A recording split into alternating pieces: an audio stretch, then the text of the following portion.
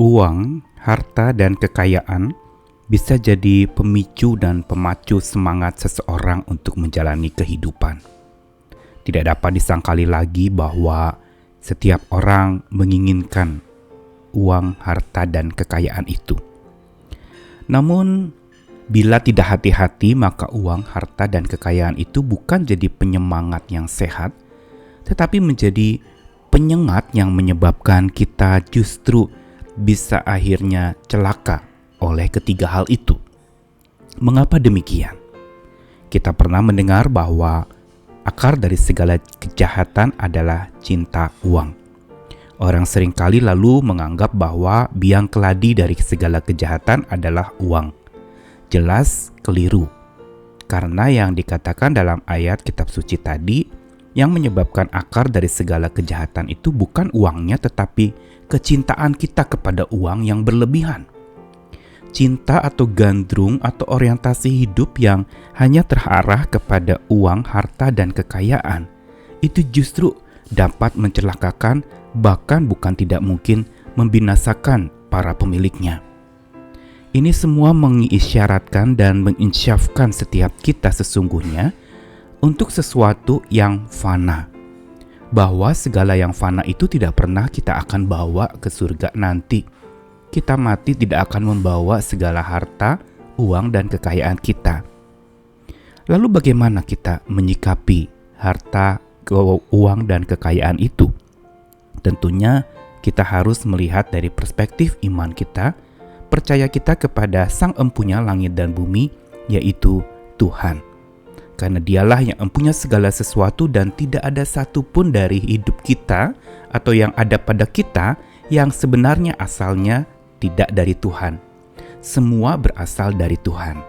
Sehingga kalau sampai kita bisa punya sesuatu selama ada di dunia ini, ingat bahwa itu tidak akan ada selamanya.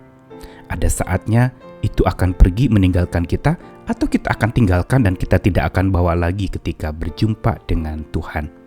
Karena itu selagi punya, mari kita hidup bersandarkan kepada Sang Empunya kehidupan kita. Saya Nikolas Kurniawan kembali menemani lagi di dalam Sabda Tuhan, kali ini dari Kitab Hikmat, yaitu di dalam Pengkhotbah pasal yang ke-5 ayat yang ke-9 sampai yang ke-16. Siapa mencintai uang tidak akan puas dengan uang, dan siapa mencintai kekayaan tidak akan puas dengan penghasilannya. Ini pun sia-sia. Dengan bertambahnya harta, bertambah pula orang-orang yang menghabiskannya. Dan apakah keuntungan pemiliknya selain daripada melihatnya? Enak tidurnya orang yang bekerja, baik ia makan sedikit maupun banyak. Tetapi kekenyangan orang kaya sekali-kali tidak membiarkan dia tidur. Ada kemalangan yang menyedihkan kulihat di bawah matahari. Kekayaan yang disimpan oleh pemiliknya jadi kecelakaannya sendiri. Dan kekayaan itu binasa oleh kemalangan, sehingga tak ada suatu pun padanya untuk anaknya. Sebagaimana ia keluar dari kandungan ibunya, demikian juga ia akan pergi telanjang seperti ketika ia datang, dan tak diperolehnya dari jerih payahnya suatu pun yang dapat dibawa dalam tangannya. Ini pun kemalangan yang menyedihkan. Sebagaimana ia datang, demikian pun ia akan pergi. Dan apakah keuntungan orang tadi yang telah berlelah-lelah menjaring angin? Malah sepanjang umurnya ia berada dalam kegelapan dan kesedihan, mengalami banyak kesusahan, penderitaan, dan kekesalan. Pengkhotbah selalu kaya dengan wejangan-wejangan hikmat yang dalam, yang berasal dari seorang yang ketika menuliskannya dia sudah mengalami pahit getirnya, asam manisnya kehidupan. Penulisnya menurut catatan adalah menuliskan kitab ini ketika usianya sudah lanjut.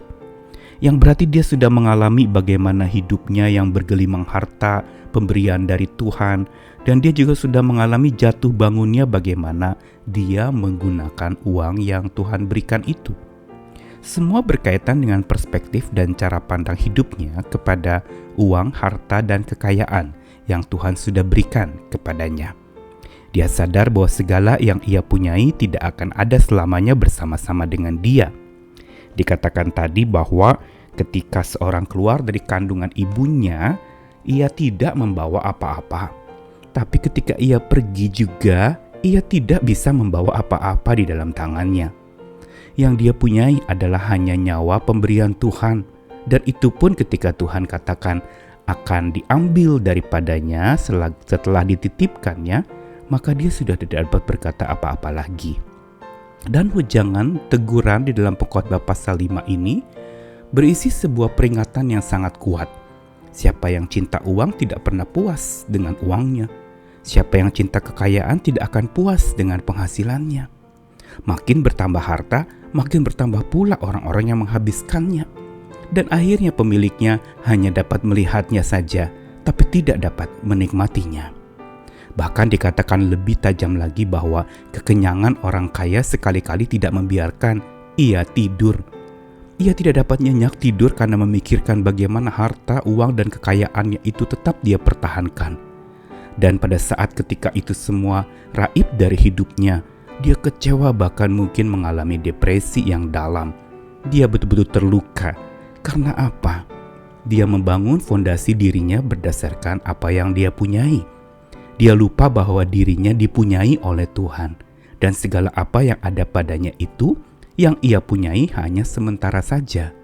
Ada kalanya dia tidak pernah akan dapat lagi memilikinya, karena semua kembali kepada Sang Pemberi, yaitu Tuhan saja.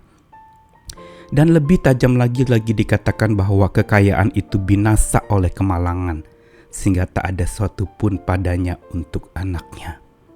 Peringatan keras dari kitab Pengkhotbah ini mau memberitahukan kepada kita bahwa orang yang cinta pada kekayaan, harta, dan uangnya akan dicelakakan oleh ketiganya itu.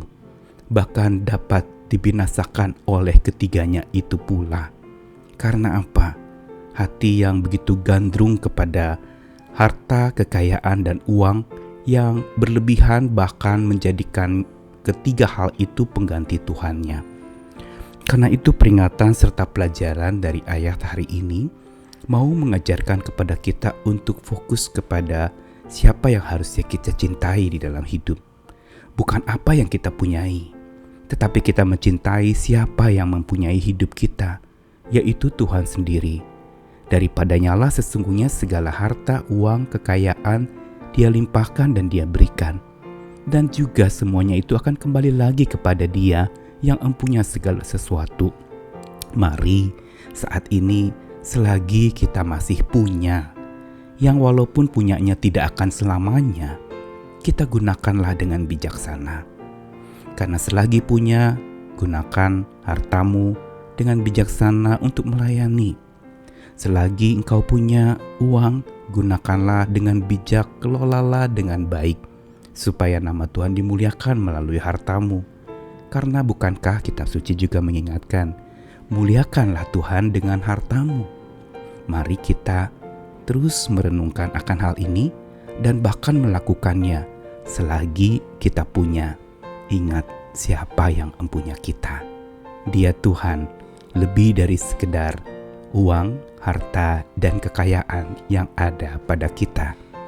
Tetap semangat lagi, karena semangat kita bukan berlandaskan apa yang kita punya, tapi berlandaskan siapa yang mempunyai hidup kita, yaitu Tuhan pencipta langit dan bumi, Tuhan yang empunya langit, bumi, serta segala isinya.